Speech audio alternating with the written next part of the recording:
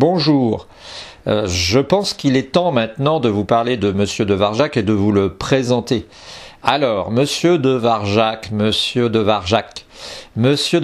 c'est quelqu'un que j'ai rencontré, voilà, et bien maintenant 9 ans. Il est malheureusement décédé,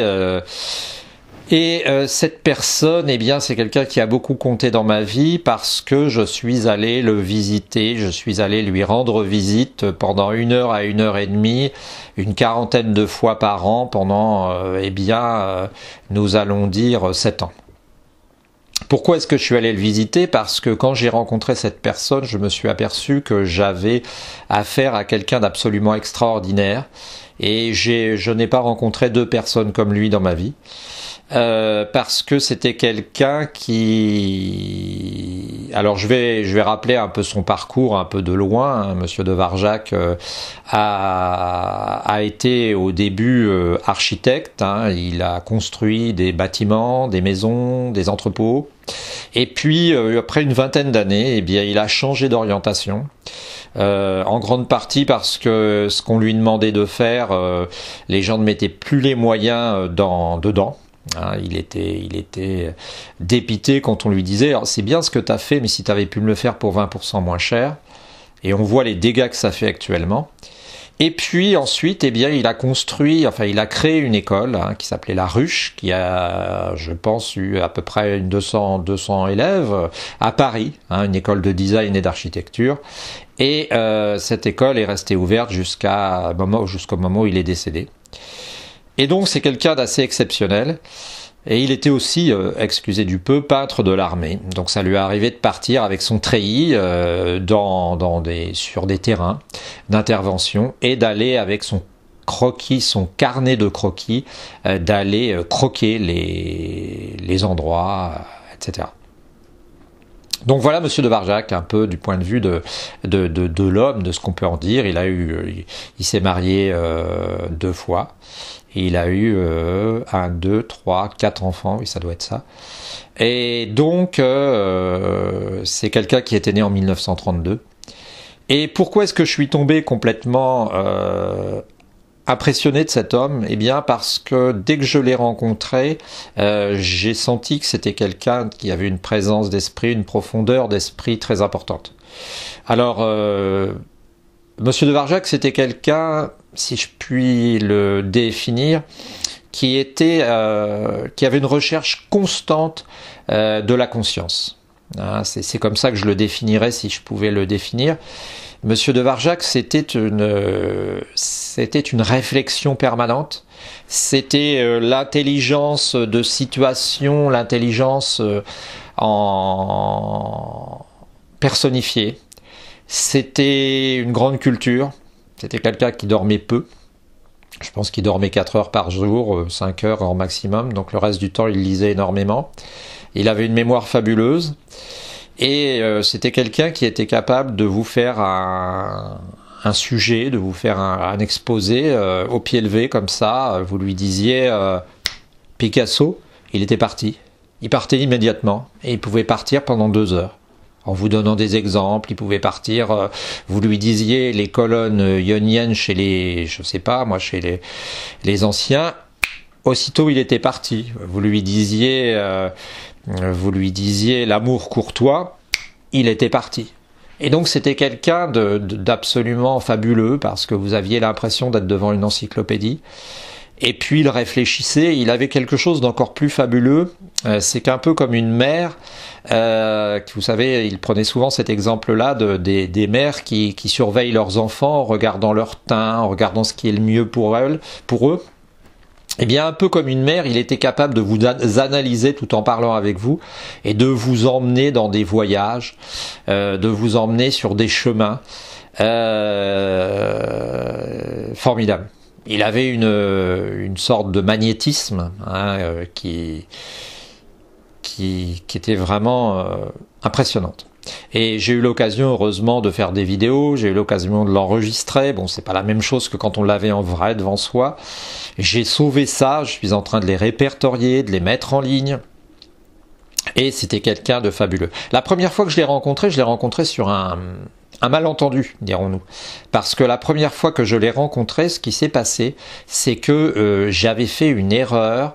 Il y avait eu un micmac concernant une galerie. En fait, à Grand-Camp-en-Mézy, il y a beaucoup de galeries. Hein, et il y avait eu une erreur concernant une galerie. J'avais pris un rendez-vous chez lui et je m'étais présenté à une autre galerie parce que j'avais mal compris. Et ce qui s'est passé, c'est que par hasard... Donc étant allé voir cette autre galerie, je me suis dit c'est quand même bizarre parce que y a peut-être quelque chose qui m'appelle de ce côté-là. Et je suis allé à la Haute-Voie, H-A-U-L-T-E, voie comme haute, hein, l'os. Et je suis allé voir. Et là je l'ai rencontré, c'était un samedi matin, c'était en 2011, je crois que c'était en juin. Et il est resté pendant 3 heures ou 3 heures et demie debout. Hein, alors 2011, hein, vous faites le calcul de l'âge qu'il avait. Et il est resté pendant, je crois que c'est 3 heures debout, comme ça, à parler sans bouger pratiquement. Et puis je commençais à être fatigué parce que 3 heures sans bouger, debout. Et il m'a expliqué, on a parlé, comme à son habitude, il a essayé de me définir, il a essayé de m'aider. Et puis je lui ai fait part de mon embarras parce qu'à l'époque je faisais un peu de peinture, tout modestement.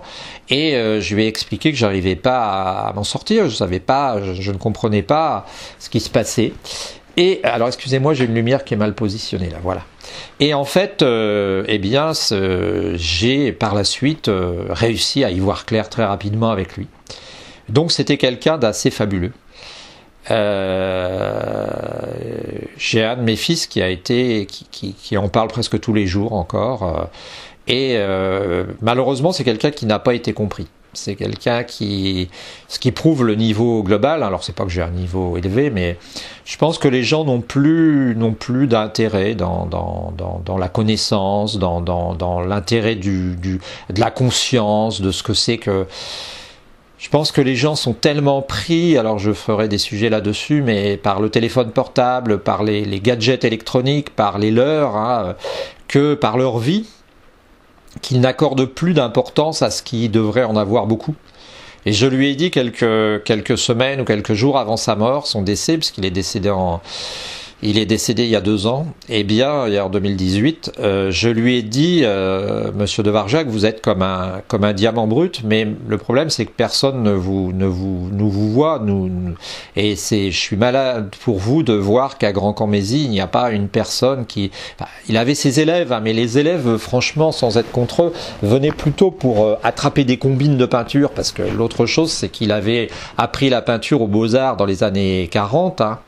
Une époque où on savait encore peindre, alors que maintenant c'est plus ou moins n'importe quoi, et que son art ne peut plus être enseigné. Et donc, je lui avais dit ça. Et il m'avait dit, elle était modeste, mais il m'avait dit, vous savez, les gens sont comme ça, ils sont pris dans leur série télé, ils sont pris dans leur téléphone portable, ils sont pris dans tout ça. Et en fait, c'est quelque chose d'assez triste. Et je pense que c'est triste. Mais alors là, par rapport à ça, quand il est décédé, heureusement, on s'est senti dépité, on s'est senti complètement perdu de ne plus l'avoir. Et ce qui s'est passé, c'est que je crois qu'il y a un marchand de couleurs qui m'a dit quelque chose de très important, qui a dit quand on perd son maître comme ça, quand on perd son repère, eh bien il y a un moment où on est déconcerté, où on est déboussolé, mais après vient le moment où ça va mieux. Et en fait, c'est ce qui s'est passé, c'est-à-dire que j'ai pris le taureau par les cornes, si on peut dire, et j'ai décidé de monter cette chaîne. Alors, humblement, hein, parce que je ne suis pas un monsieur de Varjac, j'aurais aimé, quelque part, et je n'aurais pas aimé. Je vous expliquerai pourquoi. Et voilà, donc j'ai monté cette chaîne pour essayer de perpétuer sa mémoire, hein, un peu comme quand on a eu un maître dans le passé. Alors pourquoi est-ce que je n'aurais pas aimé? C'est pas que j'aurais pas aimé, c'est que je ne pense que je n'aurais pas pu être Monsieur de Varjac, parce que Monsieur de Varjac était quelqu'un de très, comment peut-on l'appeler, rigoureux. C'était un chercheur de conscience, dirons-nous. Et je pense que je n'aurais jamais eu la capacité personnellement d'avoir autant de constance dans sa manière de fonctionner. Je pense qu'il était tellement rigoureux que c'était très difficile, je pense, de se faire des amis pour lui, parce qu'il avait une telle permanente volonté de réfléchir, de chercher à construire quelque chose, que c'était difficile de vouloir être lui. Et franchement, on m'aurait dit tu vas devenir Monsieur de Varjac, j'aurais dit non, je suis pas capable. Moi, je suis quelqu'un de, bon, peu importe, hein, je parle de moi, mais juste parce que je me situe et je me compare un peu à l'homme normal, si tant est qu'on ait pu avoir un homme normal. Et voilà, j'étais plus un homme normal, avec ses failles, avec ses moments de paresse, avec ses moments de doute, plutôt qu'un homme comme Monsieur de Varjac qui était sans arrêt à chercher et tout le temps à essayer d'aller plus loin, tout le temps à essayer de faire plus, de creuser de rechercher. Voilà, alors je ne sais pas ce que je peux dire de plus. Il nous a quittés bien rapidement, heureusement dans un sens, parce que je pense qu'il n'aurait pas aimé traîner trop tôt, hein, sur une, peut-être pas une erreur médicale, mais dirons-nous sur une bêtise, hein. Il a dû attraper une pneumonie ou quelque chose de nosocomial à l'hôpital. Et voilà, donc je tenais à lui rendre hommage. J'avais essayé de perpétuer sa mémoire, alors dans ma modeste mesure, essayer de diffuser des rendez-vous, des entretiens que j'ai pu avoir avec lui. Et je vous souhaite une bonne journée, j'espère que vous nous suivrez. Vous pouvez vous abonner, vous pouvez liker la vidéo, comme on dit, ça va nous référencer chez YouTube. Et puis je vous souhaite une bonne journée.